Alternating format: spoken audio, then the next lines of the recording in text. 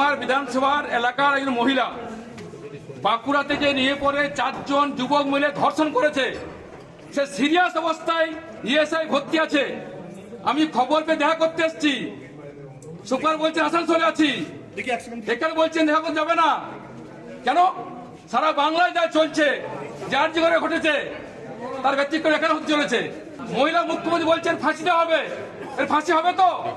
আমি মুখ্যমন্ত্রী প্রশ্ন করছি সরাসরি এখান থেকে, একজন মহিলা 4 জন রেপ করেছে, তার ফাঁসি হবে, শাস্তি হবে? কি দেখা করতে দিচ্ছে না? ব্যবস্থা নেবেন? আপনাদেরকে দেখা করতে দিচ্ছে? এটাই বসে আছি, ঢুকতে হচ্ছে না কেন?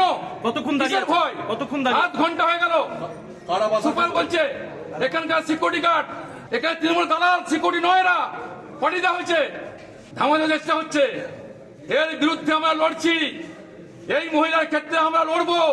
মুখ্যমন্ত্রী প্রশ্ন করছি, ফাঁসি হবে তো, শাস্তি হবে তো? না আজকে কোনো ঘটনা ঘটবে, ধমক দেওয়া হচ্ছে। দেখা করতে এসছি, দেখা করতে দিচ্ছে না। কোথায় বাস করছি আমরা? এর নামে গিয়ে বাংলা। একজন বাংলা মুখ্যমন্ত্রী হওয়া সত্ত্বেও বারবার মহিলা রেপ করছে। বাজেট হয়েছে, সেই বাজেটে মহিলা সুরক্ষার কোনো বাজেট হয়নি, তাই মহিলা সুরক্ষিত নয়।